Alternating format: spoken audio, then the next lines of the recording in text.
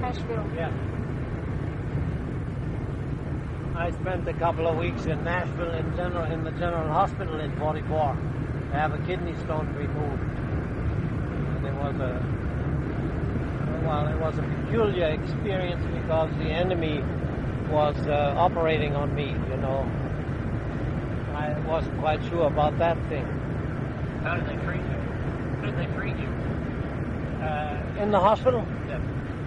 Well, are you having a microphone or something here? Yes. Well, you know, you have to tell people. I'm sorry. I was just testing it out to make sure everything was working, and then. Yeah, you're slick. You're slick.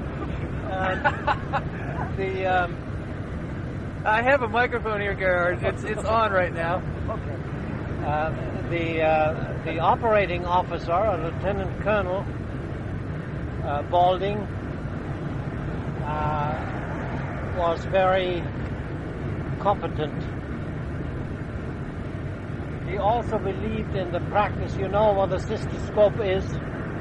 A cystoscope? Yes. It's a piece of metal they ram down your thing. Yes. He also believed in doing that without any anesthesia. Well, that was bad enough. But after about an hour or so, I had to let some water. Well, I tell you, I had to hold on to the walls of that particular restroom. It was nasty. Then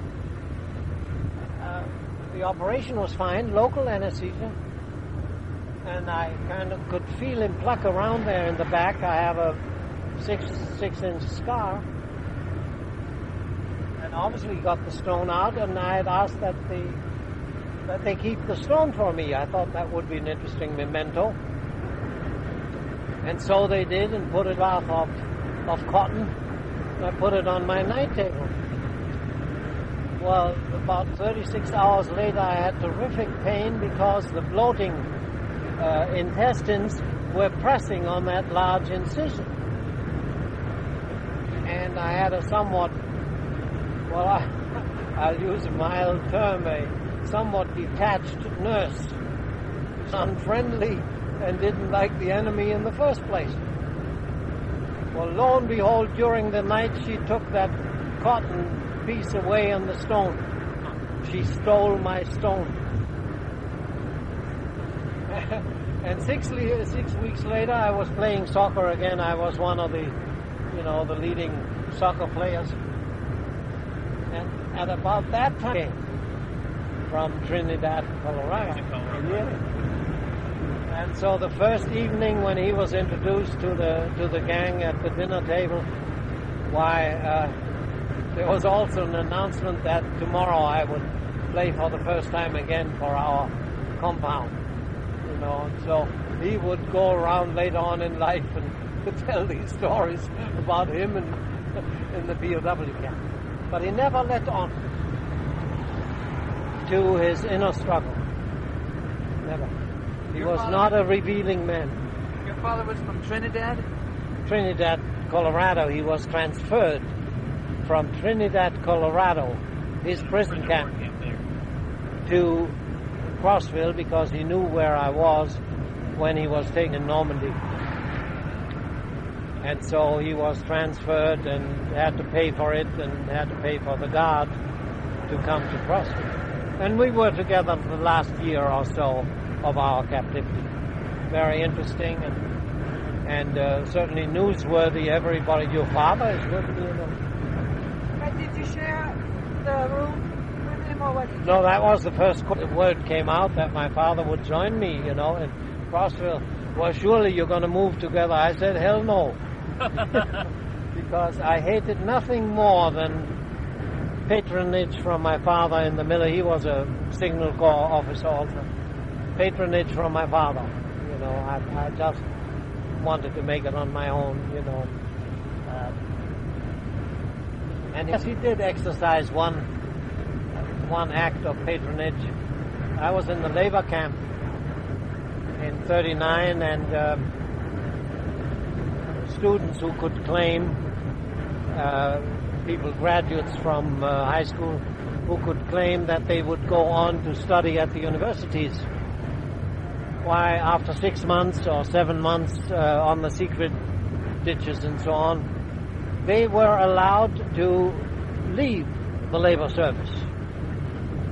And they didn't need to give any proof or show papers of admission or anything like that. So most of them left because labor service was not a pleasant affair. But I had no particular intention of studying. I thought I might, as soon as possible the war had begun, join the military, so I stayed in that camp. So my grandmother, who was my special patron saint, must have worked on my father. Now, Fritz, she's saying, you get him out of there. She didn't want me to get stuck in some labor service camp and miss life or miss the war or whatever. But one day he came unannounced. He was a captain by then in the armed forces, and saw the camp leader, who was a captain in the... And in so many words, the labor service guys had great respect of the real military. So he quickly persuaded our camp leader that I was also one who would go and study. So within 24 hours, I got out of that camp. And then a month later, joined in occupied Poland. So that was the only time, but I think my father got pushed around by his mother-in-law.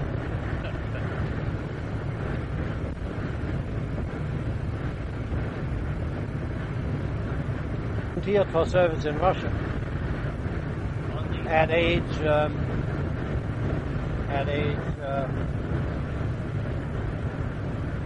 52 or 53. Was 2.5 years in Russia as a battalion commander, and then in 44 they were transferred to France, and he had himself captured,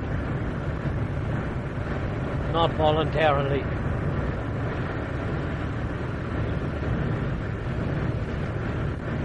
We had one interesting observation. Is this all right? Or of interest? I know you are recording or something.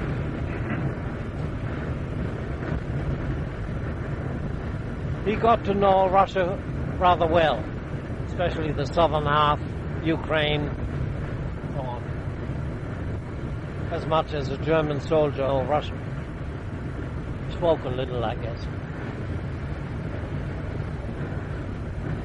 And coming to America and seeing this vast expanse provided me with a very deep insight, which hasn't left me. He was a sharp guy. But he saw real similarities between Russia and the USA. Mostly the spaciousness. And of course, geography forms a people, a nation, not just her history. And it has gone with me with some similarities, certainly in the landscape, in the vast vistas as you go out west and all of that, the immense fields and, between the two countries. But the resemblance may also be more subtle and profound at the same time, and I translated into the present in the following way: that many Americans see and have been conditioned to see today in the breakup of the Soviet Union, the triumph of Western democracy, and in particular capitalistic democracy. We got them licked for these tenuous similarities. I cannot help now and then but have an uneasy feeling, as of as if the breakup of the Union along lines of separate nations within, the great distance between the centralizing government and the suffering people. That particular is not the result of American superiority in terms of democracy, because of the similarities that I seem to sense. It may well be that in the end the Russian breakup, the Soviet breakup, may be but a precursor to that already are latent in our own country. That is, if we see something in Toynbee's theory of fissures developing in a society, and it was internal contradictions in the Soviet Union that brought her down, which I think is more likely, then we do well about statements of superiority. Can you follow me, or does it go against your grain? Is there something to the observation? Huh? Up here, the balkanization of the United States just as much as the balkanization of the Soviet Union. And I don't see it get any better for all the glossy and wonderful economy that seems to hide it than to reduce it. Am I off? No, I don't think the thing is people like Pat Buchanan who exacerbate this situation. Well, I mean, I listened to him the other day when he announced his separation from the Republican Party, and it struck me as certainly not as constructive. Military mission in Casablanca, Morocco, why you had a pretty soft job. And he looked it. And he was the colonel that we got on the soccer field, and he promptly broke a leg, you know. He never took it out on us. He was a very jovial kind of sort. But he lost 40 pounds, and we had a few that lost that much within 4 or 5 months after the end of the war. The re-education was called, yes. And the thing that all of a sudden hit the Americans that this was not right or not good was that I think it was noontime or morning, no, it was a roll call in the morning. And we had a rather artistic interpreter from Berlin. He looked artistic, had long hair, and just trifled feminine. At any rate, and he wasn't the strongest sort to begin with. But in the middle of the roll call, the interpreter keeled over. And that set off a little alarm bell, you know, against official policy that our rations should be reduced. And then we went on a hunger strike because of the fact that we thought we were entitled to decent rations, you know. How long did the hunger strike last? 3 days. And I had a very competent and trusted senior officer who negotiated with the Americans. And the thing ended by a petition to the American colonel that a Swiss delegation, Red Cross, should come and inspect the conditions in the camp, especially the rationing of the food. You mentioned yesterday the YMCA. Was Yeah. this the local one, or was this a region? I have a hunch that it was at the state level or somewhat high up, with which, especially in the first year or two, some of the American officers got, and we had money to buy, and the YMCA provided sports equipment, you know, recreation things, and music instruments, plenty, you know. I read that one German prisoner was reading books that were officially banned in Germany. That would fit. You use the opportunity, you know.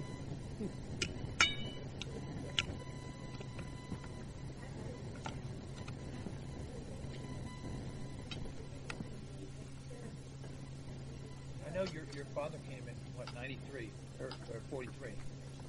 No, he came just before Christmas 1944. 44. He'd been taken in Normandy.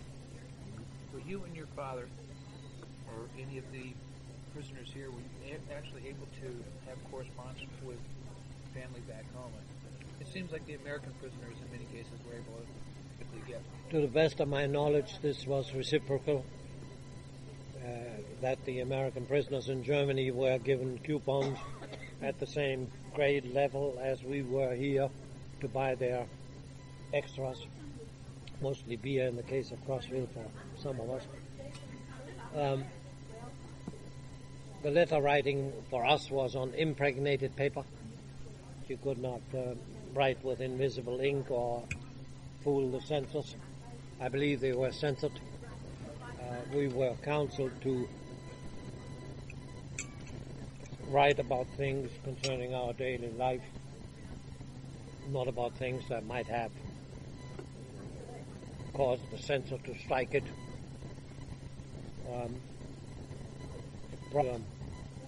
20, 25 lines by normal handwriting. We had to give you a POW number. Was it censored here in the camp, or did it? To the best of my knowledge, it was censored here, just as letters from Germany were censored in Germany. I think that was the pattern. I've seen a few letters in Naples. I don't know what they've been written, but they mark it out. American sisters and letters come here, they'd actually cut the stuff out. Yes, we had communication. But I also read that in the German authorities censored sometimes the letters from POW. May well have been. They told that they had good food or good treatment. They didn't want people. It would make sense. There was one of the other prisoners that's been here, Mr. Albertson, told me How would I know his name? Zielinski was his name when he was here. He changed his name after Coming back to the United States. What was his name? Zielinski or some Polish-sounding name? Or Silesian He name? was a studious person. He got a year's credit Well, so did I.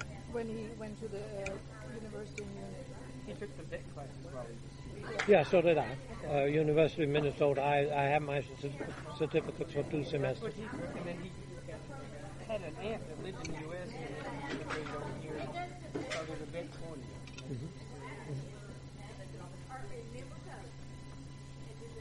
I did not know it. He started to get one. We write Christmas cards and stuff. Is he still alive? He wrote a nice little write-up too, not as long as yours. He did that after he came here. I told him about Tiana. He was telling stories that were interested in writing. And,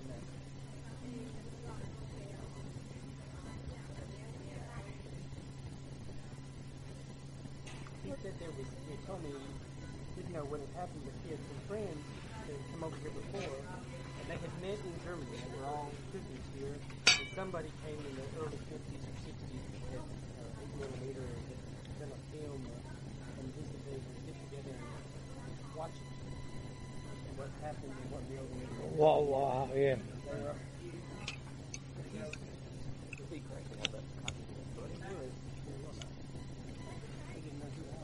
Well, the publications in Germany were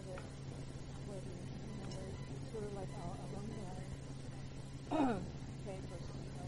Does anyone know the address and so on? But at the, I don't know whether it was in the morning or evening session, Catholics were saying that the Crossville people have been told by the government. I had never heard that before. I know neither. I was told those that were here, they were not supposed to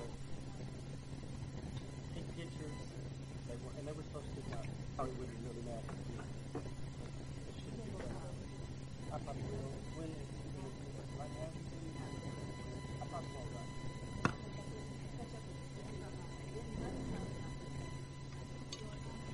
I've never heard that. I don't know where it I'll be in the story. I never knew about this breakout attempt someone mentioned. And then that it was a small group, if they did it at all. Well, Of someone POWs. Someone asked you about the tunnel.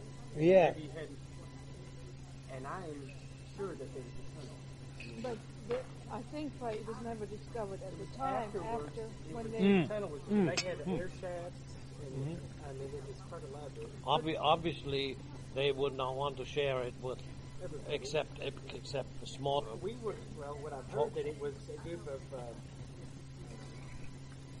submarines. I guess you had a small group of submarine people here. Well, now that's interesting. That's interesting. so they wouldn't be afraid of being underground. Well, I don't know. You could argue that, but I knew those guys personally. I've been thrown together with two submarine in one of the camps south of the city of Algiers, who told me the story how their U-boat was bombed, and by the explosion of the bombs underneath, thrown up to the surface. Asked me to bring this report back home if I ever got through. They knew I was planning to absent myself and get to Spanish Morocco and so on, and tell responsible people in the submarine force about the fact that in the Mediterranean, while the new U-boats had an unbelievable depth capability, because of the sun intensity, could still be seen at, I forget what the number was, at 180 feet depth. Something like that. And that it was important for the people in charge in Germany to realize that the U-boats that made it through the Strait of Gibraltar, not many did, were that. And I said, well, if I ever got through, I'll tell them. Now, not only that, two of those guys were in Crossville. I met them again. Not only that, their commanding officer, a guy who had I think he may have had the Night Cross with leaves, who had sunk something like 100,000 tons of ships, was here and was fairly promptly transferred to the camp down in Georgia where they collected the Nazis. And he was quite he must have been quite a guy. And I met him briefly. But so this U-boat business, I wouldn't be surprised. These guys, they were resourceful. Resourceful. But they ended up at the concrete wall because the wire fence periodically, went. the fence will go down, and then they'll just go over, and they would have another barrier, and they hit one wall in another way, and just happen to go left. And the story is, if they would have went right, They might have had an opening. Yeah, it would have been open. But occasionally I there think was it's a wonderful. Yeah, they hit one twice, but they just happened to turn the wrong way. And, I never knew, and I found it extremely difficult and risky to get out of a place like the Crossville fences here. well, I don't think you're going to. The pictures I had of the kids looked pretty scary. Especially if you couldn't get near them. You had the tunnels. You sort of have to turn a long way to get underneath them too. I'd be afraid. wondered if they were allowed to board this, but anything serious relative. Cool. Oh, very good. I don't know what the guy did with lingerie. They were for their wives. That's what we hope. Well, I had several that had told me. Maybe they had this dress up there. Yeah. The way I understood, everything that they took from here when they got to France to leave, their suits and their baggage and everything on one side of the train track, and then So they did nothing. They lost everything they had with them. Now France, according to his manuscript, must have been turned. We had to turn over and 100,000 women in the camp, and I'm sure it was.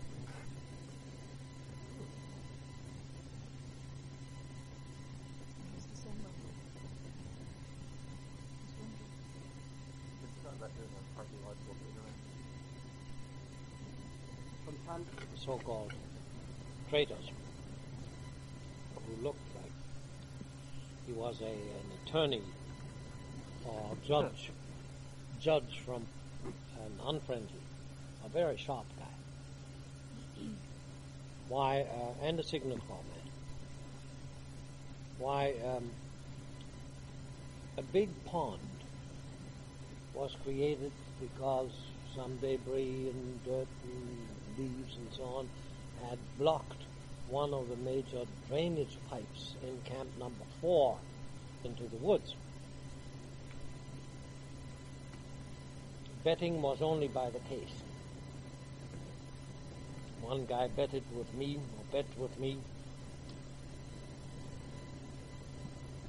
that Koblenz was not the capital of the Rhineland.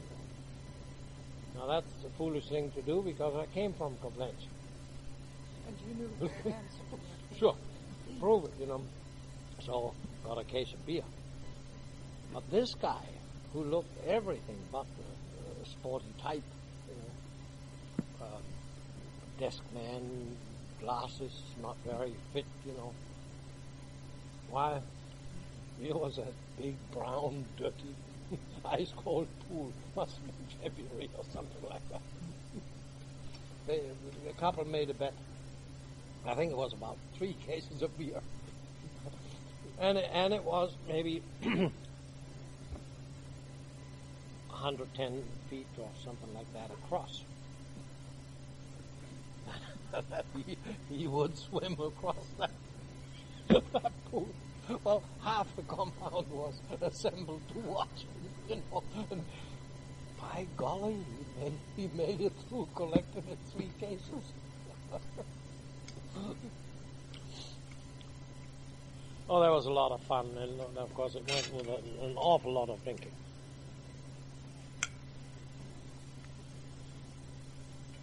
You talked about the steels that you had. I heard they say the gallon pickled and mayonnaise Right. up in the attics made the steel. Under the barracks and so on, yeah. Inspired by the Tennessee history of still. Well, we didn't know much about that, but it was the thing to do. It became a fashion, Well, you couldn't buy liquor here or beer here if you were You civilian. could buy beer. Yeah, that's right. Were the guards able to get beer? No, no. Mm-mm. Because We being a got dry it. town, We got it at the PX or whatever it was. And So the soldiers the guards were able to buy beer as well? I do not know, and I don't think. I would doubt it. Because this PX thing was in the prison part. The guards didn't really go in there. They simply stayed on the outside watching. The contact with the guards was actually very slight. The camp was run by the Germans. Yeah. Oh, certainly. They cooked for themselves, but anything they did, they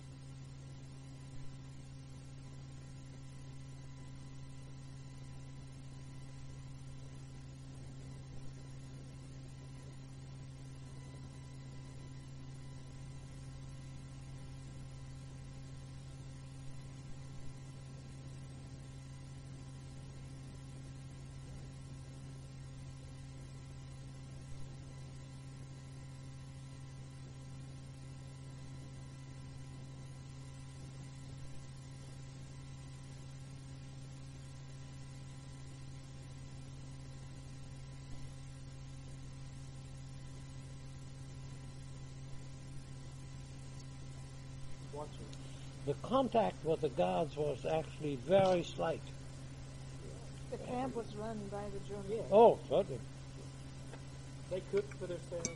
Anything they did, they did it all. Was in the compound. If they worked in the offices over here, that'd be the only ones that had much contact. But later on, and I think may only have been enlisted men. Do you want me to get that video? Watch the video that I have from the Heartland series?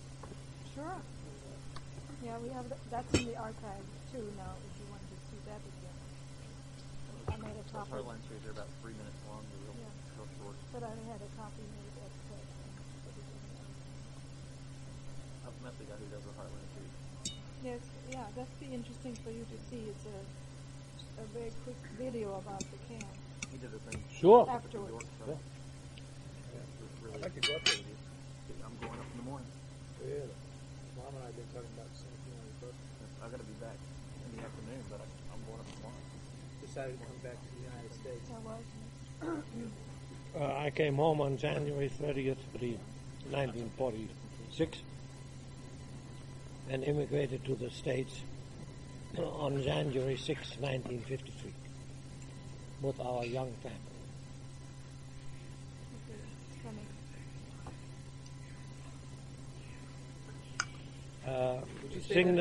Signal Corps units at the division level were horse-drawn. And I came to officer school in the spring of 41. In North Africa, for North Africa, all the units were mechanized. The Italians had some infantry units that actually marched across the desert. So we were all motorized, mechanized. Well, Probably a Navy. that may have been Air Force. Without glasses, I'm blind. Yes, man, oh man. If anyone is taking any pictures later on to share, I mean, my family would love this. Well, I've got copies of these. The only thing that would interest them, you know. Iron Cross first class. This is a Panther man. And we didn't have anyone with Panther uniforms until 1944, when they came from Normandy. I don't recognize any one of them, and they may have been in another compound. I have some more pictures I'll show you. Yeah. With their And who is this? songs Do you and- remember this? No, his name should be on there. Well, this is in our, and there was behind one of the barracks a kind of, what would you call that, a veranda or something like that. And this is where the nice music band. Well, that's the band on the. Yeah. This is Right, the same this picture. is the same picture. You can see, and here's the fat colonel that we got on the soccer field. He was of long lineage. We used to say in Germany, his lineage or his castle and so on goes back to 1300, and he'd never been outside the house. This was the commandant for a while. He was a lieutenant colonel in the Air Force. And I think he was transferred to the so-called Nazi camp. These were first and second lieutenants. I remember the guy by face who played the guitar. He is supposed to be one of these groups. That may well be This so. was I don't a remember. Christmas picture that was taken here that they sent home to his family. Yeah, I had the same kind of picture taken. It cost $5. That was a first lieutenant, but he may. He was an Oberleutnant. Yes, but I don't know him. Don't know him. Yeah, but I remember these guys, and they played Viennese tunes, and I mean, this may have been the camp interpreter, the one with the long hair and the kind of, kind of finer features, who keeled over on that one occasion. Like a very pleasant scene. This was fun. Yeah, This one I did Carl. that's the one who died. I don't remember that either. This Now- was one of the pictures? Yeah, last night, you remember, they were talking Yeah. about it. And this painter who did the painting in my... Difficult it would have been to get out of the camp. So this was the recreation hall? Look how beautiful. Yes. Now, you had an officers' club, or whatever you want to call it, and it was supposed to have training and stuff. Maybe That may well have been so, but you see, you did break up a little bit into the four of its compounds, and the cliques were forming in context. And also, you broke up by function. But Mr. Albertson, I know he was in the first camp, number 1. Number 1. They were the lead, and we were in camp number 4. We came somewhat later because they were. And yours were later, because that's where the Italians used to stay. Uh-huh. In the, I was in camp number 4, or in compound number 4, and so the cliques were forming naturally by the barracks, by the way they were together, and they were forming about the special interests that they had. Well, I played soccer and tennis. You know, that was my interest, and I taught English. But my buddy from Koblenz died earlier this year. Why, he got much of his study in medicine done here in Crossville, and of course applied the credit when he began after the war in Germany. And so I studied at the University of Minnesota, and my little credit book and so on, you know. We had a real university going. As I said, I think it was just over 500 subjects. And you have the German prescription on how to run these schools, because it was it was directed by the. I have a certificate. Well, this is really something, and coming. Yeah, but this I remember. The afternoon on a day like this, you know, the band would play, you know, and sip beer. It was great. Well, let's look, Conrad, you lead us through. Gerhard, Yes. Can I ask you one question? Certainly. Would you describe to me sort of how the setup of the fence were, approximately how close you could come, the space and the height? And Well, I believe this is inside or outside. I better get my glasses. I don't know which is outside. Right is inside or left is inside? Yeah, right is inside. Well, here you see the barracks, and this was at one of the areas where the runoff is from the plateau where most of them were. This may be camp number 5. At any rate, so the 10 feet would be somewhere at this grade, at this slope, as it gets steeper, and it was level in most places. I'm not sure anymore whether soldiers, guards, actually walked in between, and the spaces of the spaces between the towers were what? A couple of 100 feet, something like that. And of course the guards were there, and we always laughed a little bit, ridiculed their non-military behavior, you know. But no, the captain would. one with even a shirt. The captain would come by, you know, and the guy would kind of look, oh, everything okay, Captain, you know. Unimaginable in the German army where they would snap to attention, you know, that kind of thing. And that always impressed me, because I was impressed by a more civilian society, and not the kind of snap to attention that they had in the German army. Yes, with their feet dangling over the railing, yeah, everything is okay. Were they locals, the guards? No. No? No, I don't think so. If it's so bad. Now, this is the entrance here. The soccer field was here, and we're below that.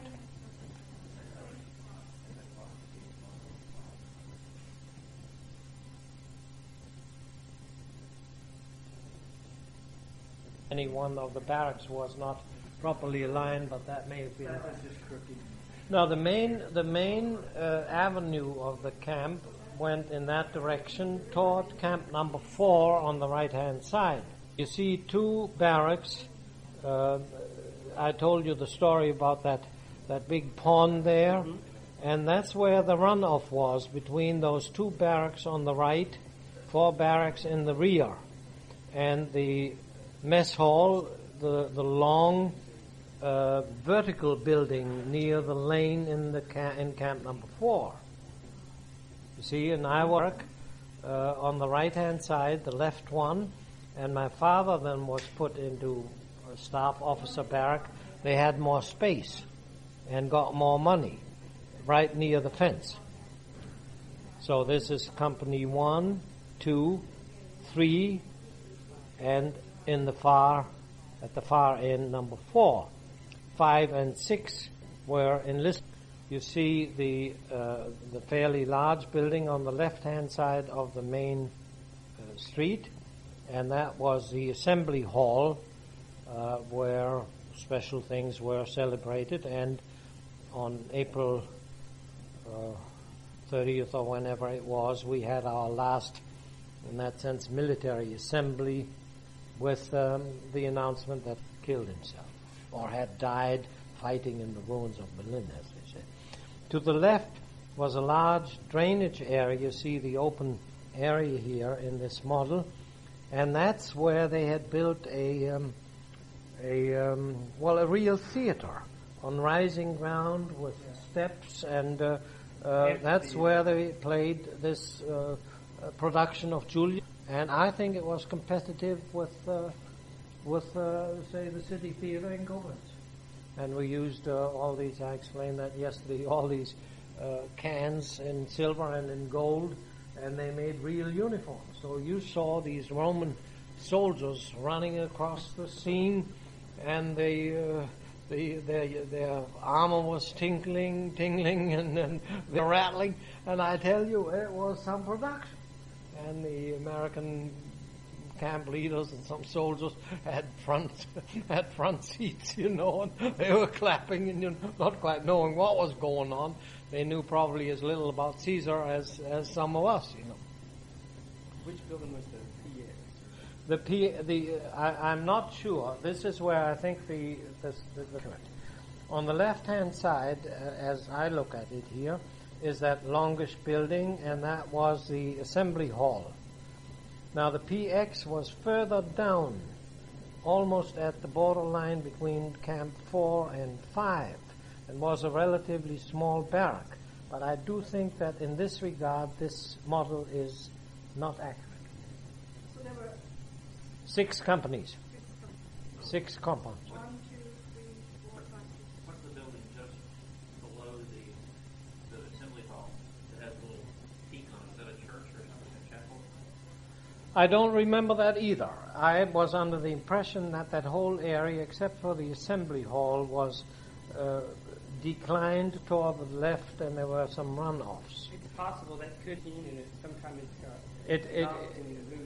It could have been the canteen. The canteen.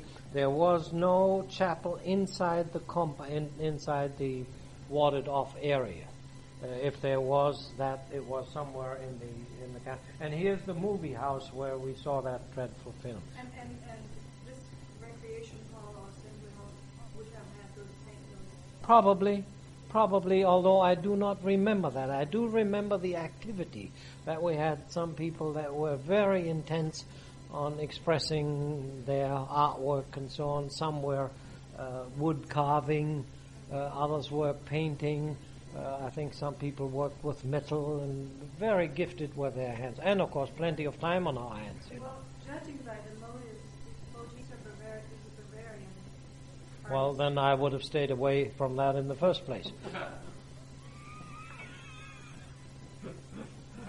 No, not very true, but I'm not obviously I'm not Bavarian. Gary?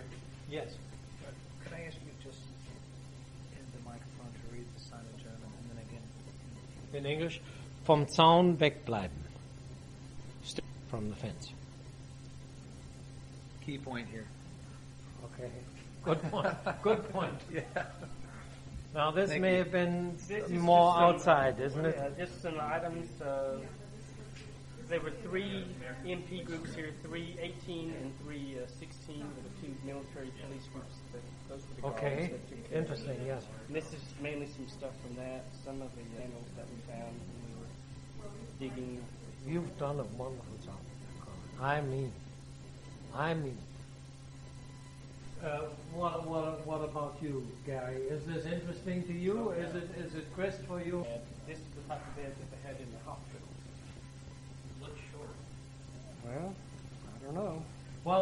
the guy was exceptionally tall, the same with him that they did in the Greek history, which you know very well. They would cut his feet off so that he would fit. Don't put that in the report. What is this? What is the flag from? Well, the Was flag this from the camp? Yeah, that's what I was told. It was left here. They had German flags that they put up. This may well have been so. Were the prisoners allowed to fly the Nazi flag? I would in the assume camp? that there was no proscription to that. Yes, just as it was permitted to wear your insignia and wear your, especially something like the German cross, which we would call Brunhild's Tits.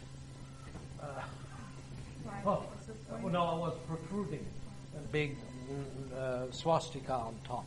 So the name for that was her teats. I would call a mistake. Brunhild is one of those Germanic Valkyries, I thought it was a proper expression of, times have changed. And if someone had the night cross, we'd call it spinach. Flag hanging. Although we did not salute with the Nazi salute until after July 20th, 1944, when it became mandatory. We kept, because Hitler liked that, they attempted, and this was one way of expressing loyalty to him, to the regime. We continued to salute in fashion. And there were no Nazis in that official sense, or party-related units in North Africa. Rommel did not have any what he called Praetorian guides or Praetorian guards. He was, by that time, very disenchanted already with the system, and became ever more so, which led then to his being implicated in the plot, although he may not have had any direct knowledge. Just since you worked. No. Well, not really with him, but you were under him. I was somewhere down below the. Didn't he commit suicide? He did. I mean, how did the camp feel when he had heard the news that Rommel was severely injured in a strafing attack by British planes near his headquarters on the Seine River, not far from Paris. Around, I would say early in July 1944. His driver was killed, as were a couple before. His command car turned over, went into a ditch. He came to lie under the car, had very serious head injuries and other injuries. Was not expected.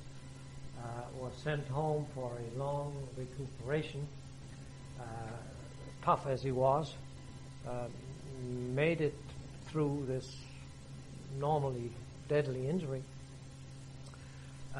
Was on home furlough, and two generals from headquarters of Hitler's cabal came and after half an hour of private talk with the field marshal, he came out and said, "Well, I have to go with these gentlemen." Said goodbye to his wife. He was still badly scarred, and about an hour, and said goodbye to his son, who was about 13 or 14, later Lord Mayor of Stuttgart. They drove off in the direction of Ulm, and within an hour and a half, he was delivered to that hospital in Ulm, a dead man, on the understanding then, and the publicity pertaining thereto, that he had died after all from his very serious injuries. A state funeral had already been ordered before the descent, and so there was a state funeral presided over by the senior officer in the German army, Field Marshal Rundstedt, who was not informed, naturally, about the background to his death. But the most striking thing about this sordid affair, for a man of Rommel's integrity and so on and competence, was when you look at his death mask. there is an expression of utter contempt on that face. So if you ask what happened to the man or whoever, that's the story about Rommel's destiny. And he was implicated because had drawn up a list of people who might be used in a new civilian government to be at least acceptable to the Western Allies. And his name was prominently on that list. And among friends here, I have always thought that his chief of staff might have implicated. Von Stauffenberg had nothing to do with that. The chief of staff was General Speidel, also Württemberger. Rommel was not a Prussian officer or anything like that. He was stout, short, not always very well because he'd been in the desert for 2 years and he had the shits and jaundice and so on. But I still believe, because in the that I've read in the film that I saw recently about the events of the 20th of July 44, was that this General Speidel wiggled out of it, was the term. Well, you did not easily wiggle out of conspirators on July 20th, 1944, and having your life intact. And I just have always had a bit of suspicion that he kind of turned the field marshal. The field marshal was not directly in the plot. In fact, at 8 o'clock or so, the bell would ring near the dining mess hall. We would run for breakfast or walk for breakfast. We would gather after breakfast for roll call. We had 1 or 2, maybe 3 in our compound of 100 men or so who were late in the morning. You know, there are people who can't get up in the morning. They can stay up all night, but they can't get up in the morning. So my roommate was one of those. And by the time they were beginning to call the names, his began with a W. He came running, sneaking behind the barracks, and quickly going into place, you know. So you had roll call after breakfast, and then you had leisure time, of which there was plenty. Lunch was maybe around 12 o'clock. The bell would noon was mostly sports for people like me, tennis, soccer. Of course, later on we had a whole university going, and so there were subjects taught and learned, and I mean everything. I learned German, English shorthand, which came very handy later on when I worked in international meetings, that I could take notes and so on. I went for Spanish for beginners and taught 2 classes in English, and my father sat there, you know, trying to learn English, which was very hard for him, especially the pronunciation. Then around 6 or so, it was supper time, you know, bell would ring. The evening, as far as I'm concerned, was spent by playing cards, Skat, S-K-A-T, a German kind of man's game, rough and ready, fists banging, you know, and you know, all this kind of stuff, and heavy drinking. Like Beer, you know, like going on beer binges the way you have with students today, you know. I was the same. I was 21 when I came to Crossville, so we had plenty of beer. Then there was, for officers, there was no curfew. So the nights extended into the morning, you know, and I told the story already to 1 or 2 that by the time we were half full and had to go out and spring a leak, you know, you couldn't distinguish between a man standing there quietly or a juniper bush.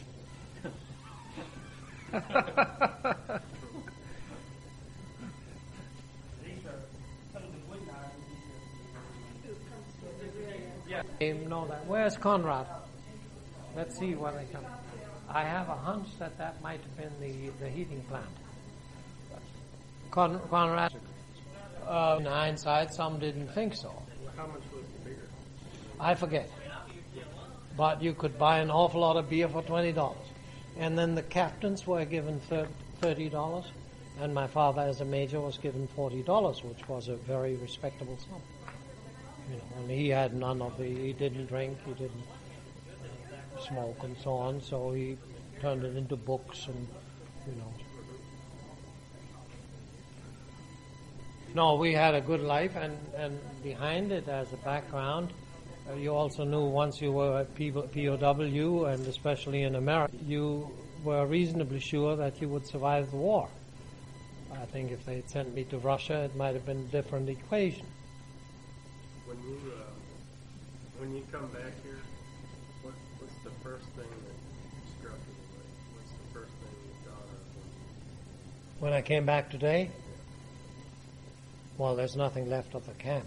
That's certainly the first impression when you a compound of very nice buildings, 4-H camp.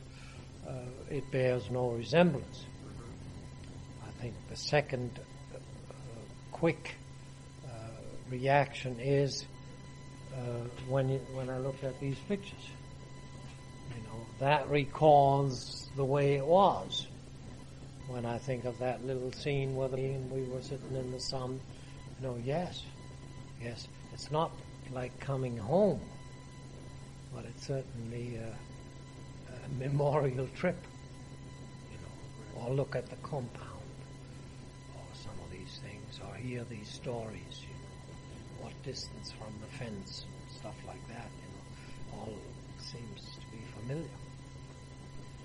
The problem you have is, can you quickly jump over the distance in time and distance in place when you compare my life today with my life in 1943?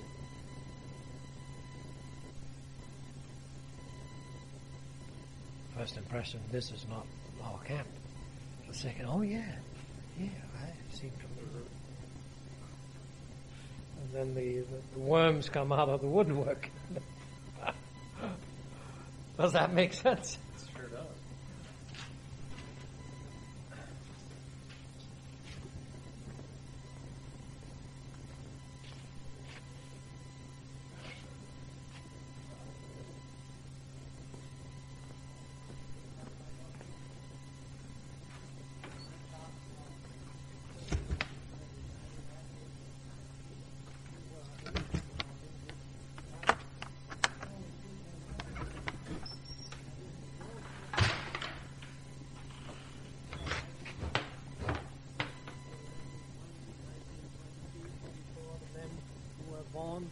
At that time, easily was lost in the war.